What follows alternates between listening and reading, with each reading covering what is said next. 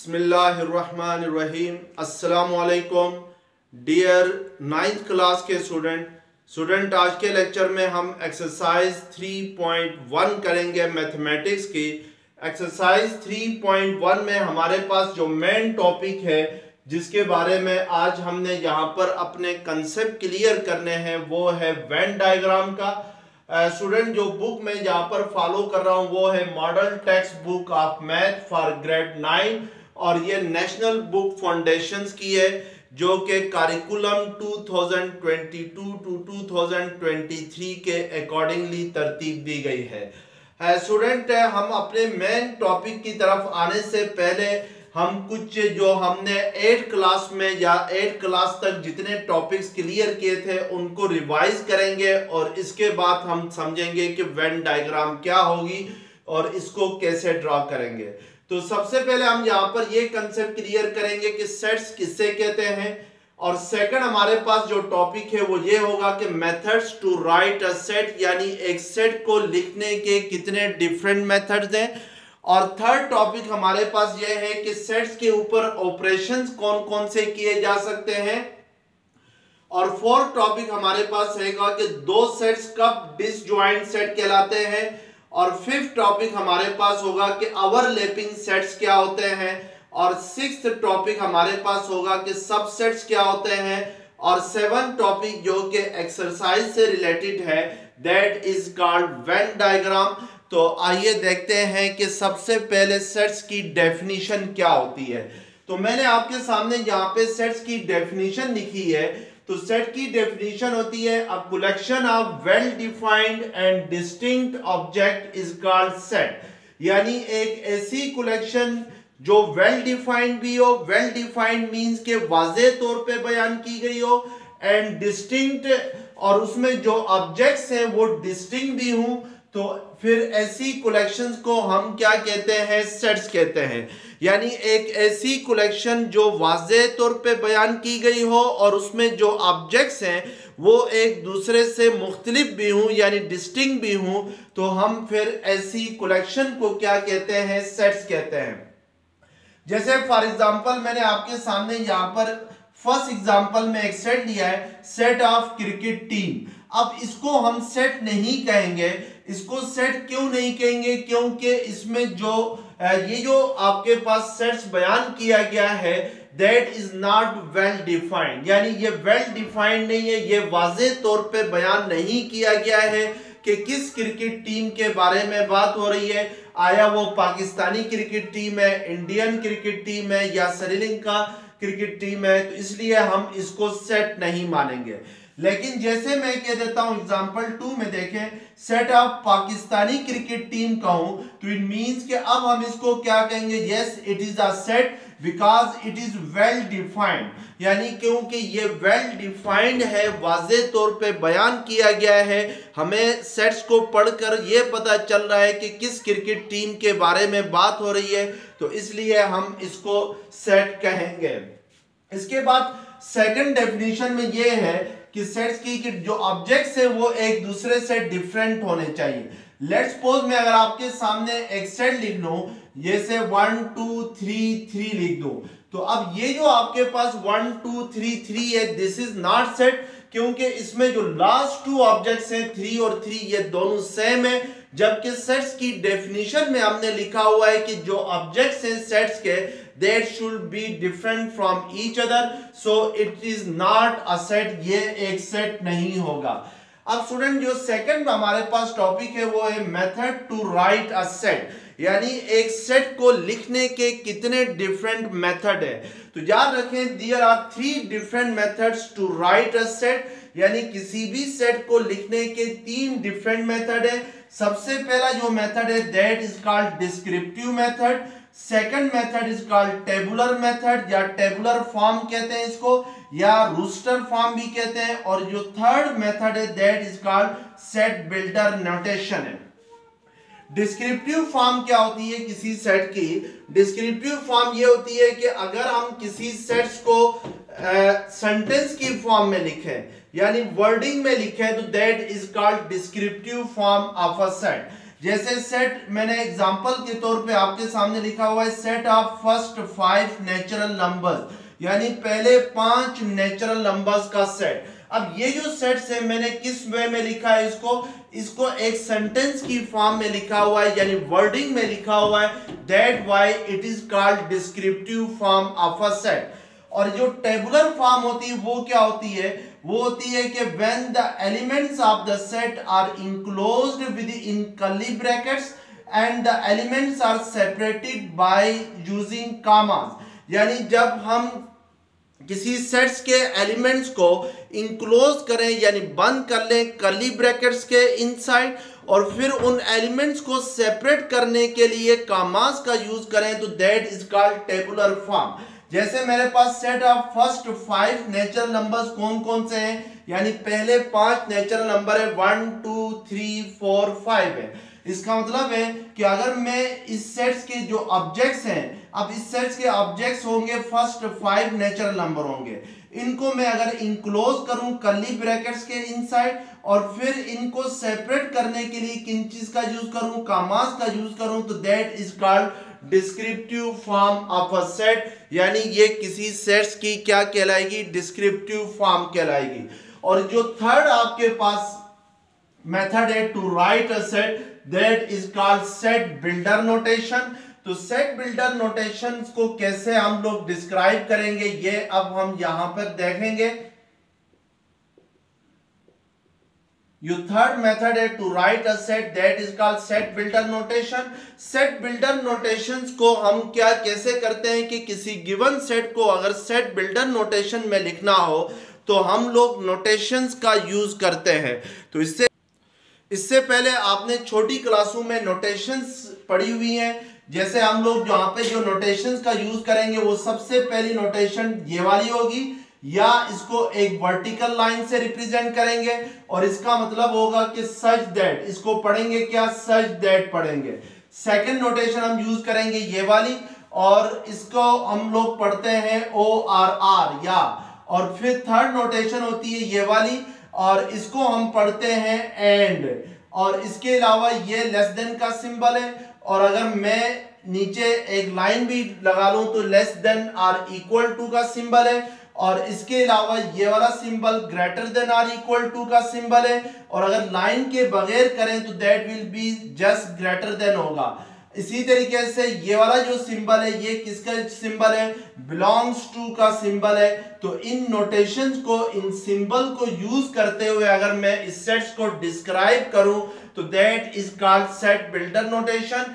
Let's suppose हम यहां पर इसी सेट को क्या करते हैं, यानी set of first 5 natural numbers को ही सेट बिल्डर नोटेशन में लिखते हैं। तो इनको सबसे पहले, इनको सब सेट बिल्डर नोटेशंस में लिखने के लिए सबसे पहले जो एलिमेंट्स ऑफ द सेट हैं उनको हम किसी अल्फाबेट से रिप्रेजेंट करते हैं, यानी किसी आर्बिट्रेरी अल्फाबेट से रिप्रेजेंट करते हैं। वक्ती तौर पे कोई अल्फाबेट ले लेते हैं। लेट्स सपोज मैं इन सारे एलिमेंट्स को जो 1 2 3 4 5 है इनको रिप्रेजेंट करता हूं किसके साथ, x के साथ। अब मैं यहां पर x को डिफाइन करूंगा कि x किस चीज को रिप्रेजेंट करता है, और x को डिफाइन करने के लिए मैं इन नोटेशन का यूज करूंगा। तो उसके लिए सबसे पहले हम नोटेशन यूज करेंगे सच दैट की। तो हम x सच दैट, यानी ये डबल कॉलन यूज करेंगे या वर्टिकल लाइन यूज करेंगे, x सच दैट। अब यहां पे देखें set of first 5 natural number है, तो इट मींस के जो x है वो कहां से बिलोंग करता है, किस सेट से बिलोंग करता है, सेट ऑफ नेचुरल नंबर से बिलोंग करता है। तो हम लिखेंगे x such that x belongs to n, यानी x जो है वो सेट ऑफ नेचुरल नंबर से क्या कर रहा है, बिलोंग कर रहा है। अब सारे नेचुरल नंबर नहीं है, बल्कि कौन से नेचुरल नंबर है, फर्स्ट 5 नेचुरल नंबर्स हैं। यानी नेचुरल नंबर तो हमें पता है कि 1 से स्टार्ट होते हैं और ये इन्फिनिट मैनी होते हैं, जैसे 1 2 3 4 5 6 and so on, these are called natural numbers. तो अब यहाँ पे सब नेचुरल नंबर्स की बात नहीं हो रही है, सिर्फ पहले जो 5 नेचुरल नंबर है, यानी जो फर्स्ट 5 नेचुरल नंबर है उनकी बात हो रही है। तो इसलिए हम इसको मजीद डिफाइन करेंगे, तो हम ये वाली नोटेशन यूज करेंगे एंड की, and x is less than or equal to 5, यानी x जो है वो less than or equal to 5 है, यानी 5 जब 5 से छोटे नेचुरल नंबर्स का सेट है तो इट मींस कि ये 1 से लेकर 5 तक जो नेचुरल नंबर होंगे उनके सेट्स को रिप्रेजेंट करेगा। तो इस तरीके से हम लेट्स सपोज मैं एक और एग्जांपल लेता हूं, मैं कहता हूं let's suppose set A equal है 10, 11, 12, 13 and so on up to 100, यानी इसका मतलब है कि these are set of natural numbers from 10 to 100 है, यानी नेचुरल नंबर का सेट है 10 से लेकर 100 तक। अब अगर मैं इसी सेट को सेट बिल्डर फॉर्म में लिखूं तो सबसे पहले जो गिवन एलिमेंट्स है सेट के अंदर, इन सारे एलिमेंट्स को हम एक अल्फाबेट्स के साथ रिप्रेजेंट करते हैं। तो यहां पर लेट्स सपोज मैं उस अल्फाबेट को क्या कह देता हूं, y कह देता हूं। अब y को आगे मैं डिस्क्राइब करूंगा कि y यहां पर किस चीज को शो करता है। तो y के बाद मैं एक वर्टिकल लाइन लगाऊंगा और इसको पढ़ेंगे y सच दैट, और फिर ये जो एलिमेंट्स है इनको देखेंगे कि ये किस सेट से बिलोंग करते हैं, यानी ये हमें पता है कि सेट ऑफ नेचुरल नंबर से बिलोंग कर रहे हैं तो हम कहेंगे y बिलोंग्स टू n, यानी y जो है वो किससे बिलोंग कर रहा है, सेट ऑफ नेचुरल नंबर से बिलोंग कर रहा है। और सारे नेचुरल नंबर्स नहीं है बल्कि 10 से लेकर 100 तक जो नेचुरल नंबर्स हैं वो हैं, तो हम फिर इसको कहेंगे and y is greater than or equal to 10 and less than or equal to क्या आ जाएगा 100। तो this will be the set builder form of the given set. इसके बाद स्टूडेंट नेक्स्ट हमारे पास जो टॉपिक है वो है सेट्स ऑपरेशन का, यानी सेट ऑपरेशंस में आपने 3 टॉपिक्स क्लियर करने हैं कि ये 3 टॉपिक्स क्या होंगे। तो इसके मुताबिक हम लोग थर्ड टॉपिक हमारे पास है सेट ऑपरेशंस का। सबसे पहले ऑपरेशन है यूनियन का, और फिर सेकंड ऑपरेशन होगा इंटरसेक्शन का। सेट्स के ऊपर टोटल 4 ऑपरेशंस होते हैं, 4 ऑपरेशंस होते हैं। सबसे पहला जो ऑपरेशन होता है वो हम करते हैं यूनियन का, सेकंड ऑपरेशन जो होता है वो इंटरसेक्शन का होता है, थर्ड ऑपरेशन जो होता है वो डिफरेंस ऑफ 2 सेट्स का होता है, यानी 2 सेट्स में डिफरेंस कैसे लेते हैं, और जो फोर्थ ऑपरेशन होता है that is called complement of a set, यानी किसी सेट्स का कंप्लीमेंट क्या होता है ये हमने देखना है। तो सबसे पहले हम यहां पे देखेंगे कि यूनियन ऑफ 2 सेट्स, यानी 2 सेट्स की यूनियन कैसे ली जाएगी।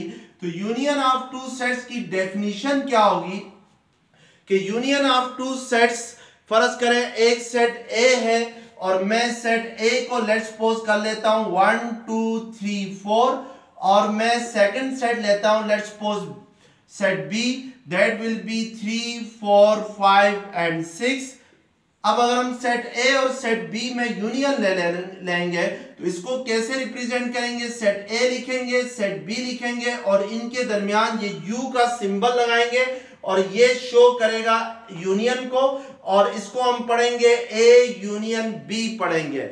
A union B is a set whose elements belongs to set A and set B, यानी A यूनियन B एक ऐसा सेट होगा जिसके एलिमेंट सेट A से भी बिलोंग करेंगे और सेट B से भी बिलोंग करेंगे। तो इट मींस कि मैं अगर सेट A लिखूं तो सेट A मेरे पास है 1 2 3 4, यूनियन सेट B लिखूं तो सेट B है 3 4 5 6। अब अगर मैं इन दोनों में यूनियन लेता हूं तो यूनियन में दोनों सेट्स के सारे एलिमेंट्स लिखे जाते हैं, लेकिन जो कॉमन एलिमेंट्स होंगे दोनों सेट्स में उनको यूनियन के अंदर एक ही बार लिखा जाएगा, यानी 1 टाइम लिखा जाएगा। जैसे सेट A में 1 2 3 4 है तो हम यूनियन में लिखेंगे, और सेट B में 3 4 है तो 3 4 हम पहले यूनियन में लिख चुके हैं, तो इसको दोबारा हम यहाँ पर नहीं लिखेंगे, क्योंकि दोबारा लिखेंगे तो ये 3 रिपीट होगा, 4 भी रिपीट होगा। तो फिर जब हमने सेट की डेफिनेशन पढ़ी थी तो उसमें हमने कहा था कि जो सेट्स में एलिमेंट्स होते हैं वो एक दूसरे से डिस्टिंक्ट होते हैं, तो यहाँ पर फिर वो जो डेफिनेशन है वो वायलेट कर जाएगी। इसलिए हम जब यूनियन में जो कॉमन एलिमेंट्स होते हैं दोनों सेट्स में, उनको एक ही टाइम लिखते हैं, सिंगल टाइम लिखते हैं। यानी 3 4 सेट बी में भी है, सेट ए में भी है, तो ए यूनियन बी में फिर हम एक ही बार 3 4 लिखेंगे। आगे सेट बी में 5 और 6 है, तो इसको हम यहाँ पर लिखेंगे क्योंकि 5 और 6 जो है वो सेट ए से बिलोंग नहीं करते हैं। तो इट मींस कि दो सेट्स की यूनियन इस तरीके से ली जाती है। अब अगर फर्ज करें मैं सेट ए यही रखता हूं, सेट बी में अगर लेट्स सपोज ले लूं, सेट बी अगर हम चूज करें 3 और 4 चूज करेंगे, तो फिर जब सेट ए और सेट बी में यूनियन लेंगे तो फिर वो सेट बी के ही इक्वल आएगा। ये आपके पास ऑब्जेक्टिव भी आता है, यानी अगर सेट बी जो है वो सेट ए का सबसेट हो। सबसेट क्या होता है स्टूडेंट, ये भी यहाँ पे क्लियर कर ले, क्योंकि हमारे पास जो 6 टॉपिक है वो क्या है, सबसेट्स का है। यानी ए बी ए का सबसेट होगा अगर बी के हर एलिमेंट सेट ए से बिलोंग करते हो। जैसे यहां पर हमने सेट ए के एलिमेंट्स को क्या चूज किया है, 1 2 3 4 चूज किया है, और सेट बी को मैंने अगेन क्या चूज किया है, 3 और 4 चूज किया है। अब सेट बी का हर एलिमेंट सेट ए के अंदर मौजूद है, तो फिर सेट बी जो होगा वो सेट ए का क्या होगा, सबसेट होगा। इसको हम मैथमेटिकली इस तरीके से लिखते हैं, B is a subset of A. जो बी है वो ए का सबसेट होगा। कब सबसेट होगा, जब बी का हर एलिमेंट ए के अंदर मौजूद होगा। अब अगर हम इनकी यूनियन ले लें तो फिर यूनियन क्या आएगी, 1 2 3 4 आ जाएगी।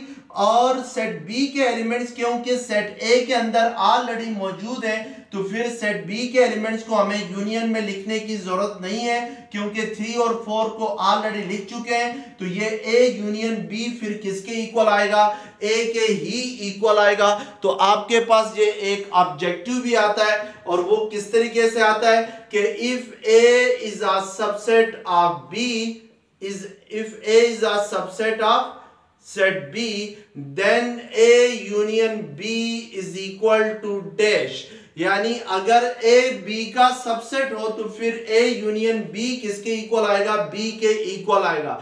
जैसे यहां पर B A का सबसेट है तो फिर A यूनियन B किसके इक्वल आता है, A के इक्वल आता है। अगर A जो है वो सबसेट हो B का, तो फिर A यूनियन B किसके इक्वल आएगा, B के इक्वल आएगा। तो ये आपके पास एक ऑब्जेक्टिव भी आता है। इसी तरीके से सेकंड हमारे पास जो ऑपरेशन है वो है इंटरसेक्शन का।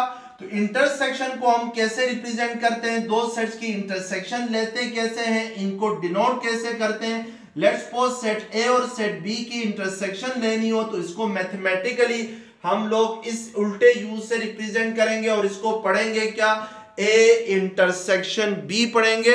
ये जो सिंबल है ये किस चीज के लिए यूज होता है, ये इंटरसेक्शन का सिंबल है। यानी इंटरसेक्शन का सिंबल क्या होता है, ये वाला सिंबल होता है। और ए इंटरसेक्शन बी में हमेशा ए और बी के जो कॉमन एलिमेंट्स हैं वो लिखे जाते हैं।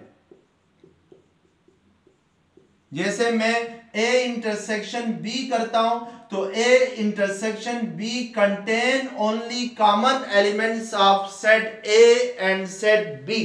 यानी A इंटरसेक्शन B में सेट A और सेट B के हमेशा कॉमन एलिमेंट लिखे जाएंगे। तो यहां पर कॉमन एलिमेंट्स कौन कौन से हैं, 3 और 4 है, क्योंकि 3 और 4 सेट A में भी है सेट B में भी है। तो इट मींस के ये आपके पास इंटरसेक्शन इन दोनों सेट्स की किसकी इक्वल आएगी, 3 और 4 के इक्वल आ जाएगी।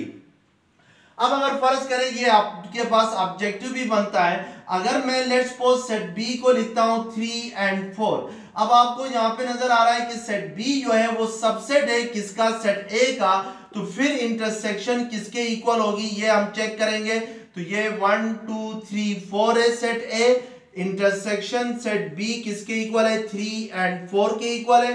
तो आपके पास क्या आ रही है, 3 और 4 आएगी, क्योंकि इंटरसेक्शन में हम सिर्फ कॉमन एलिमेंट देखते हैं। तो A और B में कॉमन एलिमेंट्स कौन से हैं, 3 और 4 है, तो इस मींस के A इंटरसेक्शन B किसके इक्वल आ गया है 3 और 4 के, जबकि 3 और 4 किसके इक्वल है सेट B के इक्वल है। तो इसलिए हम कह सकते हैं कि if B is a subset of A then A intersection B will be equal to B, यानी अगर B सबसेट हो A का तो फिर A इंटरसेक्शन B किसकी इक्वल हो जाएगी, सेट B की इक्वल हो जाएगी।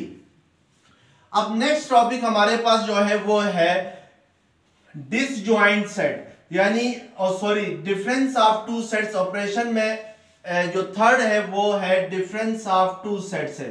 तो डिफरेंस ऑफ टू सेट्स क्या होता है, यानी दो सेट्स की डिफरेंस कैसे लिखी जाएगी ये हम चेक करेंगे। लेट्स सपोज एक सेट A है 1 2 3 4 और सेट B आपके पास है 3 and 4 है। तो अब अगर आपने डिफरेंस का मतलब होता है स्टूडेंट माइनस करना, यानी सेट A में से सेट B को हम क्या करते हैं माइनस करते हैं A माइनस B, इसको कहते हैं डिफरेंस ऑफ टू सेट्स। तो सेट A माइनस B कैसे करते हैं ये आप जरा यहां पे देखेंगे।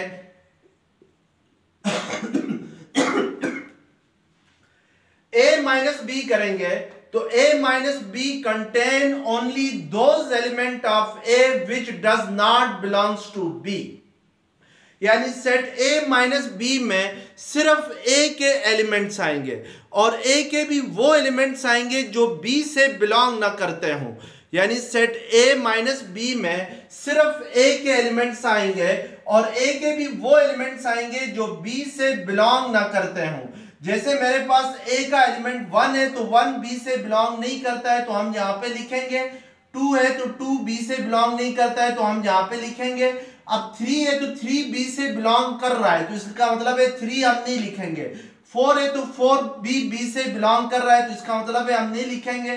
तो A माइनस B में सिर्फ और सिर्फ क्या आएंगे 1 और 2 आएंगे, क्योंकि A के ये जो दो एलिमेंट्स हैं 1 और 2 ये B से बिलोंग नहीं करते हैं, तो इसलिए हम कहेंगे कि A माइनस B किसके इक्वल होगा 1 2 के इक्वल होगा। अब B माइनस A करेंगे तो B माइनस A में सिर्फ B के एलिमेंट्स आएंगे और B के भी वो एलिमेंट्स आएंगे जो A से बिलोंग ना करते हों। अब देखें यहाँ पर B में जो फर्स्ट एलिमेंट है वो 3 है तो 3 A से बिलोंग करता है तो B माइनस A में हम नहीं लिखेंगे। 4 भी आपके पास आ रहा है, सेकंड एलिमेंट B का 4 है तो ये 4 भी A से बिलोंग करता है तो हम नहीं लिखेंगे। जबकि 1 और 2 जो है वो A के एलिमेंट्स होते हैं, तो हमें पता है कि B माइनस A में सिर्फ और सिर्फ किसके एलिमेंट्स आएंगे B के एलिमेंट्स आएंगे और B के भी वो एलिमेंट्स आएंगे जो A से बिलोंग ना करते हो। तो इट मींस के फिर B माइनस A का हर एलिमेंट A से बिलोंग कर रहा है तो इट मींस के B माइनस A जो होगा वो एक एम्प्टी सेट होगा। इसके बाद है कंप्लीमेंट ऑफ टू सेट्स, यानी दो सेट्स किसी सेट का कंप्लीमेंट क्या होता है। कंप्लीमेंट को समझने के लिए स्टूडेंट आप ये जानना जरूरी है कि यूनिवर्सल सेट क्या होता है। तो ये जान रखें कि हर सेट का कोई ना कोई यूनिवर्सल सेट होता है। जैसे लेट्स सपोज मैं अगर आपको कहूं कि सेट A जो है वो set of student of 9th class है, सेट B जो है वो set of student of 10th class है और सेट C जो है वो set of student of 8th class है। अब अगर मैं एक ऐसा सेट ले लूं जिसमें सेट A भी आ जाए, सेट B भी आ जाए, सेट C भी आ जाए, तो वो जो सेट होगा जिसमें सेट A भी कंटेन करेगा, सेट B भी कंटेन करेगा, सेट C भी कंटेन करेगा, that set is called universal set. और वो यहाँ पे क्या हो सकता है, यानी यूनिवर्सल सेट को मैं लेट्स सपोज U से रिप्रेजेंट करता हूं तो यूनिवर्सल सेट होगा set of student of school होगा। यानी जो set of student of school है उसमें 10th क्लास के बच्चे भी आ रहे हैं, 9th क्लास के बच्चे भी आ रहे हैं और 8th क्लास के बच्चे भी आ रहे हैं, तो ये क्या कहलाएगा यूनिवर्सल सेट कहलाएगा। तो set of student of school will be the universal set. अब अगर हमने यहाँ पे ये देखना है, जो फोर्थ हमारे पास टॉपिक था यानी ऑपरेशन ऑफ सेट्स के 3 टॉपिक्स हमने पढ़ लिए। यूनियन क्या होती है, इंटरसेक्शन क्या होती है और डिफरेंस ऑफ सेट्स क्या होता है। तो यो फिर हम फोर्थ टॉपिक पढ़ेंगे, कंप्लीमेंट ऑफ अ सेट, यानी किसी सेट का कंप्लीमेंट क्या होता है। लेट्स सपोज मैं सेट ए का कंप्लीमेंट निकालना चाहता हूं, तो सेट ए के कंप्लीमेंट को हम रिप्रेजेंट करेंगे ए डैश के साथ, या इसको हम ए लिख के इसके ऊपर क्या लगाएंगे, सी लगाएंगे और इसको पढ़ेंगे क्या, ए कंप्लीमेंट। और ए कंप्लीमेंट किसके इक्वल होता है, यूनिवर्सल सेट माइनस ए, यानी यूनिवर्सल सेट में से सेट ए को माइनस करेंगे। तो अब यहां पे देखिए हमारे पास यूनिवर्सल सेट क्या है, set of student of school है। तो set of student of school में से सेट ए को माइनस करें तो सेट ए हमारे पास क्या है, set of student of 9th class है। तो फिर जो ए कंप्लीमेंट आएगा वो क्या आएगा, set of student of 8th and 10th class आएगा, यानी set of student of 8th and 10th class, ये दोनों कंप्लीमेंट होंगे किसके, सेट ए के कंप्लीमेंट होंगे। इसी तरीके से अगर मैं सेट बी का कंप्लीमेंट निकालूं तो वो बी डैश होगा, या उसको बी के ऊपर सी लिखेंगे और इसको पढ़ेंगे क्या, बी कंप्लीमेंट। और बी कंप्लीमेंट किसके इक्वल होगा, यूनिवर्सल सेट में से बी को माइनस करेंगे। अब यूनिवर्सल सेट में से बी को निकाल देते हैं, तो यूनिवर्सल सेट एग्जांपल में क्या है, set of student of school है। इस set of student of school में से अगर सेट बी को हम निकालें तो सेट बी हमारे पास क्या है, सेट ऑफ 10th क्लास है। तो 10th क्लास को निकाल दें तो फिर हमारे पास जो सेट आएगा वो क्या आएगा, set of student of 8th class and 9th class आएगा, क्योंकि सेट बी इसमें से निकल जाएगा। इसी तरीके से सेट सी का कंप्लीमेंट को हम सी डैश करेंगे, या सी के ऊपर स्मॉल सी लगाएंगे, इसको पढ़ेंगे सी कंप्लीमेंट। और सी कंप्लीमेंट किसके इक्वल होगा, यू माइनस सी के इक्वल होगा, यानी जो यूनिवर्सल सेट है तो उसमें से सेट सी को हम एक्सक्लूड करेंगे, निकालेंगे, तो हमारे पास नीचे कौन से सेट आ जाएंगे, सेट ऑफ 9th क्लास और सेट ऑफ 10th क्लास आएंगे। तो इसका मतलब है कि सेट ऑफ 9th क्लास और set of 10th class will be the complement of set C। और इसी तरीके से सेट A का कंप्लीमेंट इस एग्जांपल के मुताबिक क्या होंगे, B और C होंगे। इसी तरीके से सेट B के कंप्लीमेंट क्या होंगे, A और C होंगे। यानी किसी भी सेट्स का अगर आपने कंप्लीमेंट निकालना हो तो उस सेट को फिर यूनिवर्सल सेट में से क्या करेंगे, माइनस करेंगे, यानी डिफरेंस लेंगे। अब नेक्स्ट हमारे पास जो टॉपिक है वो है ओवरलैपिंग सेट्स का, यानी हमने यहां पर यह देखना है कि ओवरलैपिंग सेट्स क्या होते हैं।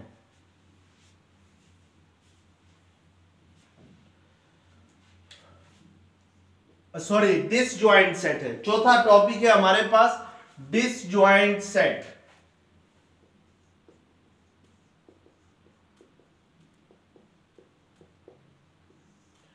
To sets A and B are said to be disjoint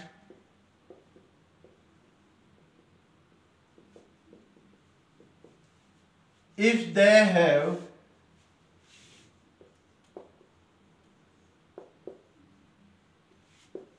no common elements। यानी दो सेट्स क्या कहलाएंगे, डिसजॉइंट कहलाएंगे। अब ये जो स्टूडेंट, ये जो 3 टॉपिक्स है, डिसजॉइंट सेट, ओवरलैपिंग सेट और सबसेट, ये तीनों टॉपिक्स अगर आपको क्लियर होंगे तो फिर आप जो वेन डायग्राम है उसको बड़े इजीली कंस्ट्रक्ट कर सकते हैं। तो इसलिए इनको समझ के पढ़ना है। To sets A and B are said to be disjoint if they have no common elements। यानी दो सेट्स A और B जो है वो डिसजॉइंट सेट कहलाएंगे अगर उनमें कोई कॉमन एलिमेंट्स ना हो। जैसे मैं लेट्स सपोज सेट A ले लेता हूं 1 2 3 4 और सेट B में ले लेता हूं लेट्स सपोज 6 7 8 ले लेता हूं। अब यहां पर आपको नजर आ रहा है कि सेट ए और सेट बी में कोई कॉमन एलिमेंट्स नहीं है, तो इट मींस के these are called disjoint set. हम कहेंगे कि ए और बी आपस में डिसजॉइंट सेट है क्योंकि इनमें कोई कॉमन एलिमेंट नहीं है। और इसकी एक और पहचान है कि अगर दो सेट्स में इंटरसेक्शन ले लें, यानी मैं सेट ए और सेट बी में इंटरसेक्शन ले लूं और वो इंटरसेक्शन जो है वो एक एम्प्टी सेट आ जाए, तो फिर सेट ए और बी आपस में डिसजॉइंट कहलाते हैं। जैसे मैं यहां पर सेट ए और सेट बी में अगर इंटरसेक्शन लेता हूं तो ये एक एम्प्टी सेट आएगा, क्योंकि इंटरसेक्शन में हम हमेशा कॉमन एलिमेंट लिखते हैं। तो चूंकि ए और बी में कोई कॉमन एलिमेंट्स नहीं है, तो इसलिए हम कहेंगे कि A intersection B will be a empty set, so A and B are disjoint set. अब ये याद रखें कि आपके पास इस तरह का एक ऑब्जेक्टिव भी आता है। ऑब्जेक्टिव क्या आता है कि if A and B are disjoint set, यानी इस तरीके से आता है if A and B are disjoint set, then A intersection B is equal to dash।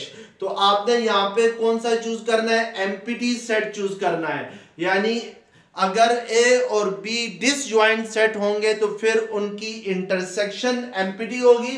Empty set को या इस सिंबल के साथ भी रिप्रेजेंट किया जा सकता है। ये जो सिंबल है इसको हम क्या पढ़ते हैं? फाई पढ़ते हैं, यानी ये ग्रीक अल्फाबेट से जो कि यूज होता है टू रिप्रेजेंट एम्प्टी सेट, या इस तरीके से हम जस्ट कर्ली ब्रैकेट्स का यूज करके भी एम्प्टी सेट को रिप्रेजेंट कर सकते हैं। तो that will B disjoint set कहलाएगा। अब नेक्स्ट हमारे पास जो टॉपिक है वो है ओवरलैपिंग सेट्स का। तो ओवरलैपिंग सेट्स क्या होते हैं? नेक्स्ट टॉपिक हमारे पास होगा ओवरलैपिंग सेट्स का। तो ओवरलैपिंग सेट्स की डेफिनेशन होगी, two sets A and B are said to be overlapping sets, overlapping sets if they have some common elements, यानी अगर उनमें कुछ एलिमेंट्स कॉमन हो, if they have some common elements and neither of them are subset of the other, यानी उनमें कुछ elements common हो लेकिन वो दोनों एक दूसरे के सबसेट भी ना हो। जैसे मैं लेट्स सपोज एग्जांपल के तौर पे सेट बी ले लेता हूं, 3 4 5 6 ले लेता हूं। अब यहां पे देखें कि सेट ए और बी में जो 3 और 4 है वो कॉमन एलिमेंट्स हैं, क्योंकि 3 4 जो है वो सेट ए से भी बिलोंग कर रहा है और 3 और 4 सेट बी से भी बिलोंग कर रहे हैं। तो इट मींस के ये जो सेट ए और बी होंगे ये आपस में क्या कहलाएंगे? ओवरलैपिंग सेट्स कहलाएंगे, क्योंकि उनमें कुछ एलिमेंट्स कॉमन है। और ये भी देखें कि न सेट ए सेट बी का सबसेट है, न सेट बी सेट ए का सबसेट है, यानी ये सबसेट भी नहीं होना चाहिए। जैसे लेट्स सपोज मैं अगर एग्जांपल ले लूं, सेट ए ले लेता हूं 1 2 3 4 और सेट बी में जस्ट ले लेता हूं 3 and 4 ले लेता हूं। तो अब ये जो सेट ए और सेट बी है इसमें कुछ एलिमेंट्स कॉमन है, लेकिन सेट बी जो है वो सेट ए का क्या है? सबसेट है। तो इट मींस कि ये सबसेट होंगे लेकिन ओवरलैपिंग सेट नहीं होंगे। तो ओवरलैपिंग सेट वो होते हैं जो जिनमें कुछ एलिमेंट्स कॉमन हो और वो एक दूसरे के सबसेट भी ना हो, that is called overlapping sets. अब जो नेक्स्ट हमारे पास टॉपिक है वो है वेन डायग्राम का, कि वेन डायग्राम क्या होती है। तो अब ये हमारे पास जो मेन टॉपिक है वो ये स्टार्ट हुआ। वेन डायग्राम की डेफिनेशन क्या होती है कि the pictorial representation of set, the pictorial representation of sets is called Venn diagram, यानी जो सेट्स की पिक्चोरियल रिप्रेजेंटेशन है वो क्या कहलाती है? वेन डायग्राम कहलाती है। इसका मतलब है कि अगर हम सेट्स की पिक्चर बनाएं तो वो फिर किस में बनाएंगे, वेन डायग्राम में बनाएंगे। तो हमेशा याद रखें कि वेन डायग्राम को कैसे बनाते हैं, ये पहले मैं आपको बताता हूं कि वेन डायग्राम में सबसे पहले जो यूनिवर्सल सेट होता है उसके लिए हम यूज करते हैं रेक्टेंगल को, यानी यूनिवर्सल सेट को हम रिप्रेजेंट करते हैं किसके जरिए, एक रेक्टेंगल के जरिए। और फिर उस यूनिवर्सल सेट के जो सबसेट्स होंगे उनको हम सर्कल की फॉर्म में उस रेक्टेंगल के अंदर बनाएंगे, यानी जो सबसेट्स होंगे उनको हम क्या बनाएंगे, सर्कल की फॉर्म में बनाएंगे। अब एग्जांपल के तौर पे हम ये तीनों केस ले लेते हैं कि डिसजॉइंट सेट हो और सबसेट हो या ओवरलैपिंग सेट्स हो, तो फिर उनके लिए वेन डायग्राम कैसे बनाई जाएगी। लेट्स सपोज मैं सबसे पहले जो केस लेता हूं वो डिसजॉइंट सेट का ले लेता हूं, यानी अगर दो सेट्स हों और वो आपस में डिसजॉइंट हों तो फिर उनकी वेन डायग्राम कैसे बनेगी। लेट्स सपोज अगर मैं सेट ए ले लेता हूं 1 2 3 4 और सेट बी ले लेता हूं मैं लेट्स सपोज 6 7 8 ले लेता हूं, और जो यूनिवर्सल सेट है उसको हम लेट्स सपोज लेते हैं 1 2 3 4 अप टू कहां तक ले लेते हैं, 10 तक ले लेते हैं। अब अगर मैंने इसके लिए वेन डायग्राम बनानी है तो सबसे पहले मैं चेक करूंगा कि सेट ए और सेट बी में आपस में रिलेशन क्या है, आया वो डिसजॉइंट सेट है या ओवरलैपिंग सेट है या सबसेट है, ये तीन केस होंगे। तो अब हमें नजर आ रहा है कि सेट ए और सेट बी में कोई कॉमन एलिमेंट्स नहीं है, तो इट मींस के सेट ए और सेट बी यहां पर क्या है, सेट ए और सेट बी क्या होंगे, डिसजॉइंट सेट है।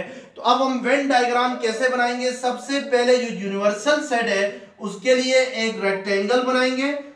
ये आपके पास यूनिवर्सल सेट के लिए रेक्टेंगल बन गई। अब इसके अंदर जो सबसेट है सेट ए और सेट बी है उनको हम सर्कल की फॉर्म में इस रेक्टेंगल के इनसाइड बनाएंगे।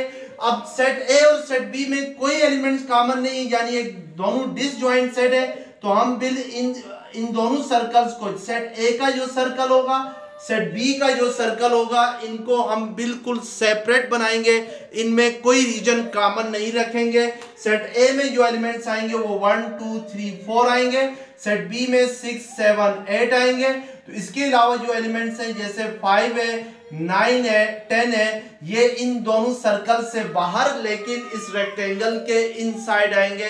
तो इस तरीके से हम वेन डायग्राम बनाएंगे when there is a disjoint set हो।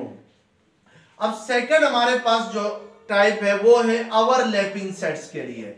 अगर आपके पास दो सेट्स ओवरलैपिंग सेट्स हो तो फिर उनके लिए वेन डायग्राम कैसे बनाएंगे। जैसे मैं लेट्स सपोज सेट बी ले लेता हूं 3 4 6 7 ले लेता हूं। अब यहां पे देखें, आपने सेट ए और सेट बी में सबसे पहले देखना है कि इनका आपस में क्या रिलेशन है। तो सेट ए और सेट बी जो है वो आपस में क्या है, ओवरलैपिंग सेट्स हैं। तो ओवरलैपिंग सेट्स हो तो फिर हम वेन डायग्राम कैसे बनाएंगे। तो सबसे पहले हम यूनिवर्सल सेट के लिए एक रेक्टेंगल बनाएंगे और फिर हम देखेंगे कि सेट ए के लिए हम सर्कल बनाएंगे। ये लेट्स सपोज सेट ए का सर्कल हुआ, फिर सेट बी का भी सर्कल बनाएंगे, लेकिन इसमें कुछ रीजन दोनों सर्कल का आपस में क्या रखेंगे, कॉमन रखेंगे, क्योंकि सेट ए और सेट बी में कुछ एलिमेंट्स आपस में क्या है, कॉमन है। जो कॉमन एलिमेंट्स है वो इस कॉमन रीजन में आएंगे इन दोनों सर्कल्स के। बाकी जो सेट ए के एलिमेंट्स हैं 1 और 2 उसको इस साइड पे लिखेंगे इन कॉमन एलिमेंट्स के लेफ्ट साइड पे, और सेट बी के जो एलिमेंट्स हैं 6 और 7 इनको इस साइड पे लिखेंगे। तो इस तरीके से वेन डायग्राम बनाएंगे when there is a overlapping sets हो। इसी तरीके से अब नेक्स्ट हमारे पास जो टाइप आएगी वो आएगी सबसेट्स की। अगर फर्ज करें दो सेट सबसेट्स हो तो फिर उनकी वेन डायग्राम कैसे बनाई जाए। तो लेट्स सपोज मैं सेट बी चूज कर लेता हूं 3 और 4। अब आपने वेन डायग्राम कैसे बनानी है, तो सबसे पहले हम यूनिवर्सल सेट के लिए क्या बनाएंगे, एक रेक्टेंगल बनाएंगे, और उसके बाद हम देखेंगे कि यहां पर कौन किसका सबसेट है। तो यहां पर नजर आ रहा है कि सेट बी जो है वो सेट ए का सबसेट है, क्योंकि सेट बी का हर एलिमेंट सेट ए के अंदर मौजूद है। तो हम क्या करेंगे, पहले सेट ए के लिए सर्कल बनाएंगे और फिर उसके बाद इस सेट ए के सर्कल के अंदर सेट बी का भी सर्कल बनाएंगे।